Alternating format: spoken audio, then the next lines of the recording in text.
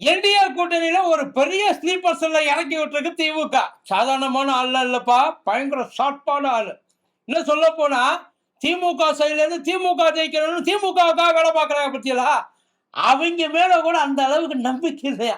இது மேல பயங்கர கான்ஃபிடென்ட்டா இருக்காங்க. எப்படியும் நம்மள இது ஜெயிக்க வச்சிருப்பா. நம்மள இது கைவிடவே விடாது. இது அங்க இருக்கிற வரைக்கும் நம்மள ஒரு பயம் அசைக்க முடியாது. அப்படின்ற ஒரு பயங்கர கான்ஃபிடென்ட்ல இருக்காங்களாம் சார். நிஜமா சார். எவ்வளவுக்கு எவ்வளவு அவ்வளவு அது வீரியமா வந்து நம்மள நோக்கி அது வருதோ, அவ்வளவுக்கு அவ்வளவு நமக்கு அது லாபம்.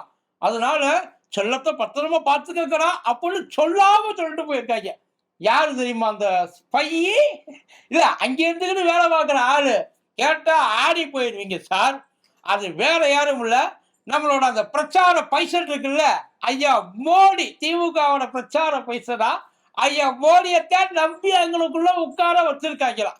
இப்ப யார பார்த்தாலும் ஐயா மேல பாசத்தை பொழிஞ்சு தள்ளுறாங்க.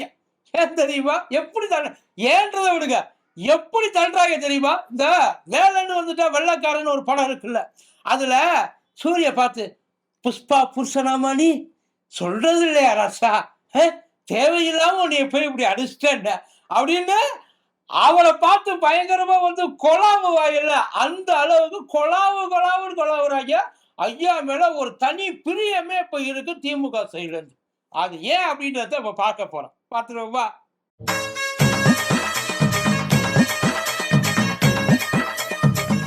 டயா பூஸ்டர் சுகரை கண்ட்ரோல் பண்ணும், உங்க ஆரோக்கியத்தை மீட்டு தரும். சர்க்கரையை கட்டுப்படுத்துறதுக்கான எளிமையான வழிமுறை, இயற்கையான வழிமுறை. அனைத்து மருந்து கடைகளிலும் கிடைக்கும். மதியம் வணக்கம். இது மதியம் தர்பார் கூத்தடி கோப்பி. ஐயா மோடி வந்துட்டு போனார்ல, இன்னும் நிறைய தடவை வந்து தமிழ்நாட்டுல உருள வேண்டியது இருக்குன்னு வைங்கள. ஆனா அவரு இன்னும் எத்தனை தடவை வருவாரு அப்படின்ற ஒரு ஆர்வம், எதிர்பார்ப்பு இதெல்லாம் ஐயா எடப்பாடிக்கு இருக்கிறத விட ஐயா ஸ்டாலினுக்கு தான் ரொம்ப அதிகமா இருக்கு. இன்னும் சொல்ல போனா அவர் ஓப்பனாவே சொல்லிட்டாரு, தயவு செய்து அவரை தடுக்காதீங்க, அவர் தமிழ்நாட்டுக்கு வரணும். நாடாளுமன்றத்துக்கு 8 முறை வந்தாப்புல. ஆனா சட்டசபைக்கு குறைஞ்சது சலிக்காம அவரு 20 முறையாவது வரணும். ப்ளீஸ், அதுக்கான எல்லா செலவையும் கூட நாங்க கூட ஏத்துக்கிறோம். நாங்க தமிழ்நாடு சார்பா நாங்க அதை பேர் பண்ணிக்கிறோம். அவரை மட்டும் யாரும் வந்து எந்த விதமான ஒரு இதையும் கொடுத்து அவர் மைண்டை மாற்றிவிட்டு தயவு செய்து வரவிடாம மட்டும் ஆக்கிறாதீங்க. அவர்லாம் இல்லாம நாங்க எப்படி எலெக்ஷன்ல ஜெயிக்க முடியும் அப்படின்ற ஒரு கவலையோடய அவர் சொல்லியிருக்கார். அது மட்டுமா, ஆளுநரை இந்த சொல்லுவாங்கல்ல, நான் தரமாட்டேன், என் குட்டியை நான் தரமாட்டேன், என் செல்லத்தை நான் தரமாட்டேன் அப்படின்னு சொல்லி இழுத்து வச்சுக்க. அந்த மாதிரி ஆளுநரை எலெக்ஷன் முடிஞ்சதுக்கு அப்புறம் நீங்க எங்க வேணாலும் அவரை கூட்டிட்டு போங்க, எலெக்ஷன் முடிகிற வரைக்கும் செல்லம் இங்கதான் இருக்கணும், அதையும் வந்து கூட்டிட்டு போறேன். ஏன்னா அவரும் எங்களுக்கு எங்கெங்கெல்லாம் உதவிகள் கிடைக்குதோ அதை எப்படி நாங்க இங்க இருந்து விரட்டி விடுவோம், வேணான்னு சொல்லுவோம் அப்படின்னு சொல்லி ஒடிச்சு வச்சிருக்காங்க சார். அவ்வளவு கான்பிடென்ட் அவர் மேல. அப்படி ஐயா என்னத்தை செஞ்சுட்டாரு யோசிச்சு பாருங்க. ஐயா மோடி இங்க வந்து உண்மையிலேயே வந்து திமுக ஒழிகின்றாரு, திமுக ஆட்சி அகத்தணுன்றாரு, குடும்ப ஆட்சின்றாரு. பட் இருந்தாலும் அவங்க வந்து ஏன் இவ்வளவு ஜாலியா ஐயாவை பார்த்து வரவேற்கிறாங்க? வாங்க, கன்ஃபியூஸ் ஆகுமா ஆகாதா? ஒண்ணுல அவங்க பேசுற அந்த பேச்சுக்கள் தான். இப்போ ஒரே மேடையில ஐயா எடப்பாடியாரும் ஐயா மோடியும் இருந்தார். ஐயா எடப்பாடியார் என்ன சொல்றாரு, ஒரே மேடை நல்லா தெரிஞ்சுக்க, கூட்டணி கட்சி 2 பேரும் வந்து யாரு வலுக்கட்டாயம் இந்த கட்டாய கல்யாணம்லாம் பண்ணல, கற்பழிக்க அவங்களா விருப்பப்பட்டு வந்தாங்க. இது 2 மன உவந்து 2 பேரும் வந்து இந்த அரசியல் திருமணத்துல இணைஞ்சிருக்காங்க. சரியா? அவர் என்ன சொல்றாரு, ஒரு பக்கம் தமிழ்நாட்டுல 210 தொகுதியில என்டிஏ கூட்டணி, அவர் நல்லா பார்த்தாங்க, அவர் எவ்வளவு டீசெண்டா மெயின்டைன் பண்ற. என்டிஏ கூட்டணியில ஜெயிச்சு அதிமுக ஆட்சி அமைக்கும், அதிமுக தலைமையில் ஆட்சி அமைக்கும். ஐயா என்ன சொன்னாரு, என்டிஏ கூட்டணி சார்பா எல்லாரும் ஜெயிச்சு என்டிஏ கூட்டணி ஆட்சி அமையும், என்டிஏ கூட்டணி ஆட்சி அமையும். அந்த பக்கம் உட்காந்து ஐயா எடப்பாடியாருக்கு எதுவும் புரியாததுனால அவர் சிரிச்சுக்கிட்டு உட்கார்ந்து இருக்கிறாரு. ஆனா அங்க இருக்கிறவங்களுக்கு எல்லாரும் புரிஞ்சிருக்கும்ல ஐயா என்ன பேசுறாரு. இது இந்த ஒரு முதல்ல எலெக்ஷனுக்கு முன்னாடி ஒரு முடிவுக்கு வந்துருங்க சார். மக்கள் முடிவு என்ன பண்றாங்கன்றது அப்புறம், மக்கள் கிட்ட என்ன முடிவு பண்ணிருக்கோம்னு சொல்லணுமா வேண்டாமா? ஒரு பக்கம் இன்னமும் ஏன் என்டிஏ சார்பா முதல்வர் வேட்பாளர் வருவாரு சொன்னாங்கல்ல, கூட்டணி அதாவது கூட்டணி அதை பேசுறதுக்கு முன்னாடி ஒரு வேளை இந்த வார்த்தையை சொல்லியிருந்தாலும் என்டிஏ சார்பாக நாங்க அலசி ஆராய்ஞ்சு யாரு தகுதியான ஆளோ அந்த ஆளை வந்து நாங்கள் வந்து முதல்வராக அறிவிப்போம் சொல்லினா அதுவும் ஞாபகம்.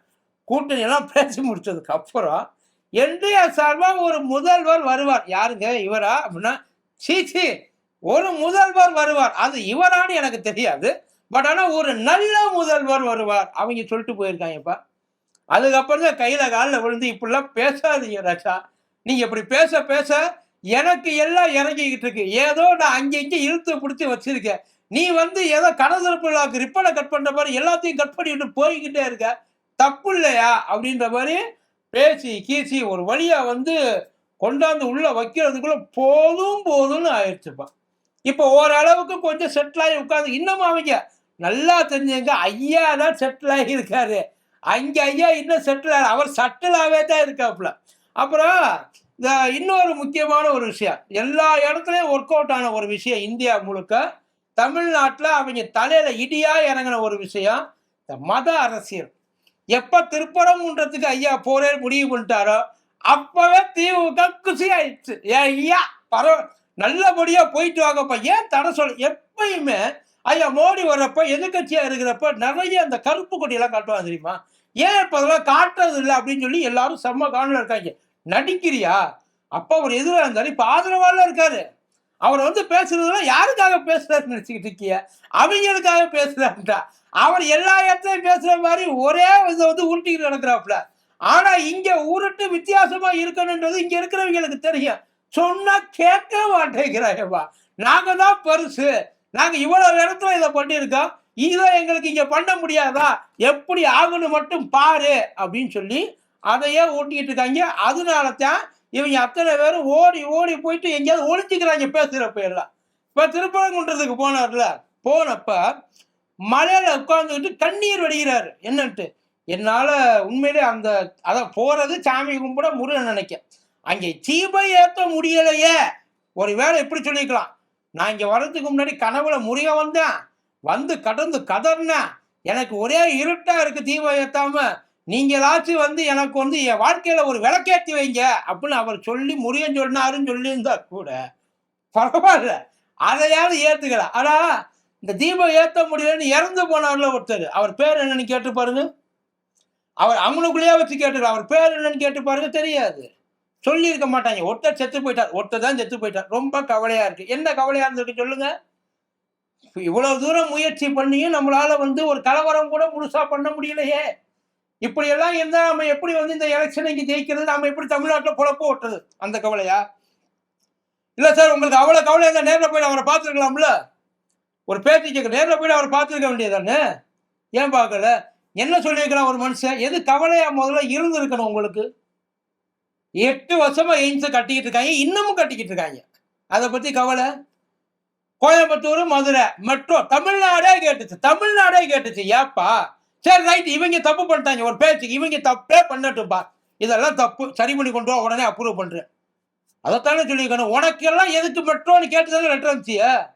நீ அந்த அளவுக்கு இன்னும் வளரல, உனக்கு அந்த அளவுக்கு கெப்பாசிட்டி இல்லை, உனக்கு அதெல்லாம் தர முடியாது, சொகுசு கேட்குதா கேட்டீங்கல்ல, அதுக்கு தானே அனுப்பிச்சிங்க. அதை பத்தி கொஞ்சம் கூட கவலைன்றதே கிடையாது. வளர்ச்சி திட்டம் எது வந்தாலும் அவங்களுக்கு வந்து உள்ளுக்குள்ள மன உளைச்சல் ஆயிரும். தமிழ்நாட்டுக்கு வளர்ச்சி திட்டத்துக்கு நிதி கொடுக்குறாங்க, உள்ளுக்குள்ள உளைச்சல் ஆகுப்பா. இது வரைக்கும் ஒரு எட்டு எங்கேயும் எதுவும் பண்ணுங்க, எங்கேயுமே சார். ஏதாச்சும் போய் கே ஒன்றும் இல்லை.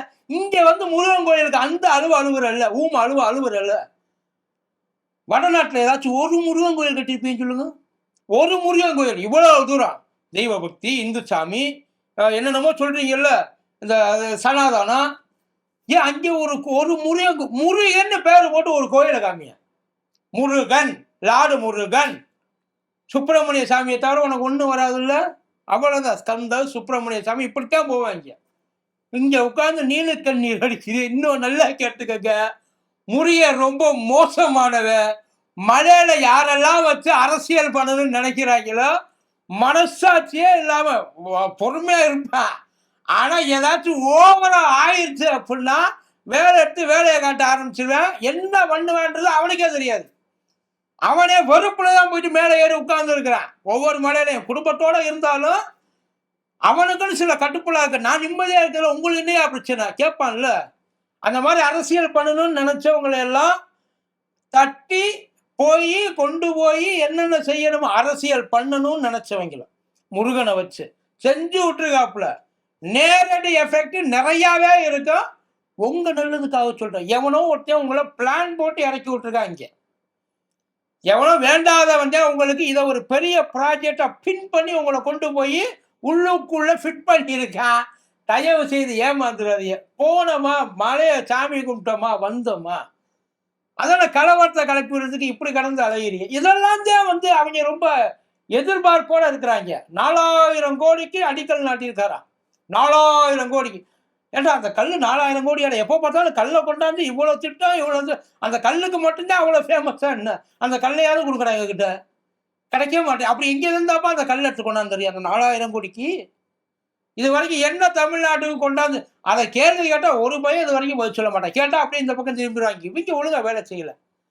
நாங்கள் நிறையா கொடுத்தோம், என்ன கொடுத்தோம், நிறையா கொடுத்தோம், அவ்வளோதான். அதுக்கு மேலே கேட்காத. நாங்கள் என்ன கொடுத்தோம்னா அதெல்லாம் உங்ககிட்ட சொல்லிக்கிட்டு இருக்க முடியுமா? நிறையா கொடுத்தோம்னா விட்டுட்டு போங்களேன்டா.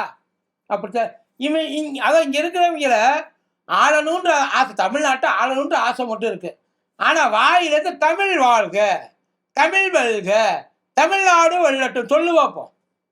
எங்கே ஊனா பாரத் மாதா கீச்சு ஒரு பேச்சுக்கு பாரத் எப்படி உங்களை ஜெயிக்க வைப்பாங்க? வாயிலேருந்து வெற்றிவேல் வீரவேல் வருமா? போராட்டம் இங்க உட்காந்து வெற்றிவேல் வீரவேல் எங்களுக்கு நீங்க சொல்லி தர வேண்டாம். வடநாட்டில் போய் சொல்லுங்க சார்.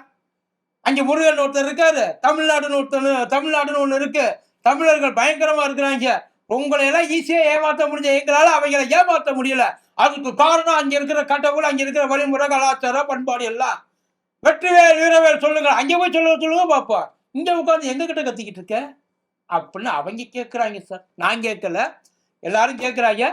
பட் ஆனால் இதெல்லாம் தான் அவங்க திமுக ஐயாவை தூக்கி கொஞ்சம் வச்சிருக்கு. என் செல்லம், என் ராஜா, நீ இப்படியே இருப்பா, தயவு செய்து திருந்தி மட்டும் ஆகிடாத, அது எங்களுக்கு பெரிய பிரச்சனையா வந்துடும் அப்படின்ற மாதிரி தான் நிற்கிறாங்க.